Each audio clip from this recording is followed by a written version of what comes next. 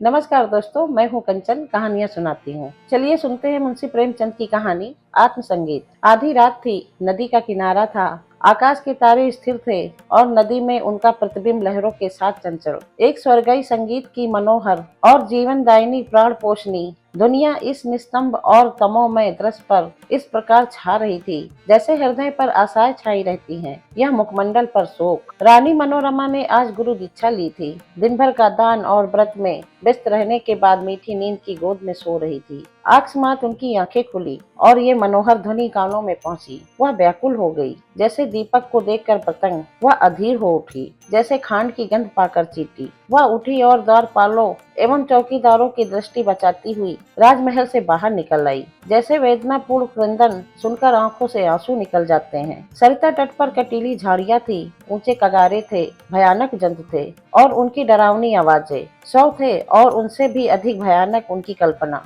मनोरमा कोमलता और सुकुमारता की मूर्ति थी, परंतु उस मधुर संगीत का आकर्षण उसे तन्मयता की अवस्था में खींचे लिया जाता था। उसे आपदाओं का ध्यान न था। वह घंटों चलती रही, यहाँ तक कि मार्ग में नदी ने उसका गतिरोध किया। मनोरमा ने विवश होकर इधर उधर दृष्टि दौड़ाई। किनारे पर एक नौका दिखाई दी। निकट जाकर बोली, मांझी, मैं उस पार जाऊंगी। इस मनोहर राग ने मुझे व्याकुल कर दिया है। मांझी, रात को नाव नहीं खोल सकता। हवा तेज है और लहरें डरावनी। जान जोखिम में है। मनोरमा, मैं रानी मनोरमा हूँ। नाव खोल दे, मुंह मांगी मजदूरी दूंगी। मांझी, तब तो नाव किसी तरह नहीं खोल सकता। रानियों का इसमें निभा नहीं। मनोरमा, चौधरी तेरा पांव पड़ती हूँ, शीघ्र नाव खोल दे, मेरे प्राण खींचे चले जाते हैं। मांझी, क्या इनाम मिलेगा? मनोरमा, जो तू मांगे। मांझी, आप ही कह दें, गंवार क्या जानूं कि रानियों से क्या चीज मांगनी चाहिए। कहीं कोई ऐसी चीज न मांग बैठूं जो आपकी प्रतिष्ठा से विरुद्ध हो। मनोरमा,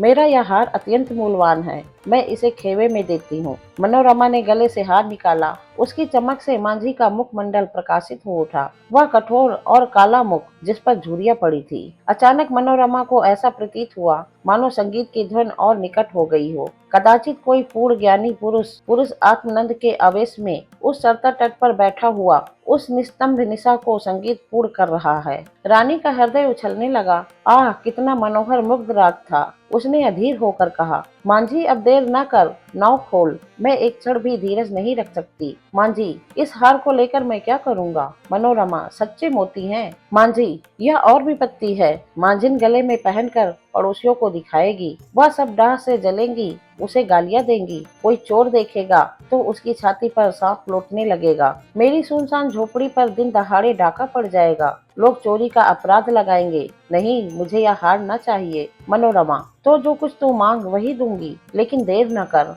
मुझे अब धैर्य नहीं, प्रतीक्षा करने की तनिक भी शक्ति नहीं है। इन राग की एक एक तान मेरी आत्मा को तड़फा देती है। मांझी, इससे भी अच्छी कोई चीज दीजिए। मनोरमा, अरे निर्दयी, तू मुझे बातों में लगाए रखना चाहता है। मनोरमा, मैं जो देती हूँ वह लेता नहीं, स्वयं कुछ मांगता नहीं। तुझे क्या मालूम मेरे हृदय की इस समय क्या दशा हो रही है। मैं इस आत्म पदार्थ पर अपना सर्वस्व न्यौछावर कर सकती हूँ। मांझी, और क्या दीजिएगा? मनोरमा, मेरे पास इससे बहुमूल्य और कोई वस्तु नहीं है, लेकिन तू अभी नाव खोल दे तो प्रतिज्ञा करती हूँ कि तुझे अपना महल दे दूंगी, जिसे देखने के लिए कदाचित तू भी कभी गया हो। विशुद्ध श्वेत पत्थर से बना है, भारत में इसकी तुलना नहीं। मांझी हंसकर, उस महल में रहकर मुझे क्या आनंद मिलेगा? उल्टे मेरे भाई बंद शत्रु हो जाएंगे। इस नौका पर अंधेरी रात में भी मुझे भय न लगता। आंधी चलती रहती है और मैं इस पर पड़ा रहता हूँ, किंतु वह महल तो दिन में ही फाड़ खाएगा। मेरे घर के आदमी तो इसके एक कोने में समा जाएंगे,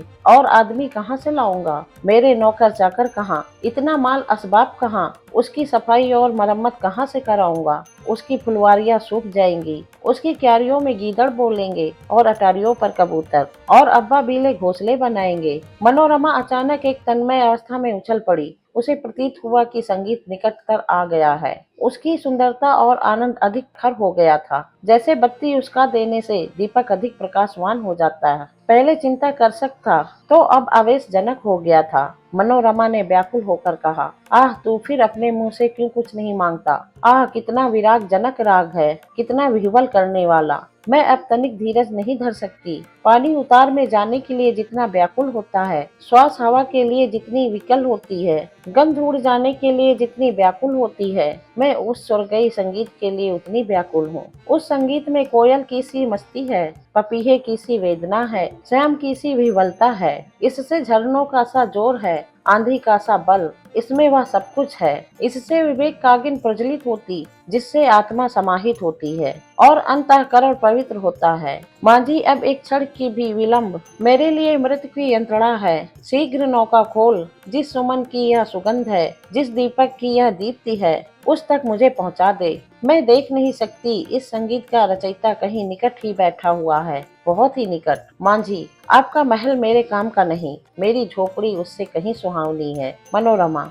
हाय तो अब तुझे क्या दूं? यह संगीत नहीं है, यह इस सुशाल क्षेत्र की पवित्रता है। यह समस्त सुमन समूह का सौरभ है, समस्त मधुरताओं की माधुरी है, समस्त अवस्थाओं का सार है। नौका खोल, मैं जब तक जीऊंगी तेरी सेवा करूंगी, तेरे लिए पानी भरूंगी, तेरी झोपड़ी बहारूंगी। हाँ, मैं तेरे मार्ग के कंकड़ चुनूंगी, तेरे झोपड़े को फूलों से सजाऊंगी, तेरी माझिन के पैर मलूंगी। प्यारे मांझी, यदि मेरे पास 100 जाने होती तो मैं इस संगीत के लिए अर्पण करती। ईश्वर के लिए मुझे निराश ना कर। मेरे धैर्य का अंतिम बिंदु सूक्ष्म हो गया। अब इस चाह में दाह है, अब यह सिर तेरे चरणों में है। यह कहते कहते मनोरमा एक विक्षिप्त की अवस्था में मांझी के निकट जाकर उसके पैरों पर गिर पड़ी। उसे ऐसा प्रतीत हुआ मानो वह संगीत आत्मा पर किसी प्रज्वलित दीपक तरह ज्योति बरसाता हुआ मेरी ओर आ रहा है। उसे रोमांच हो गया, वह मस्त होकर झूमने लगी। ऐसा ज्ञात हुआ कि मैं हवा में उड़ी जाती हूँ। उसे अपने पर विदेश संगीत, वही मनोहर राग उसके मुंह से निकलने लगा, वही अमृत की बूंदे उसके अधरों से टपकने लगी। वह स्वयं इस संगीत की स्रोत थी। नदी के पास से आने वाली धुनिया,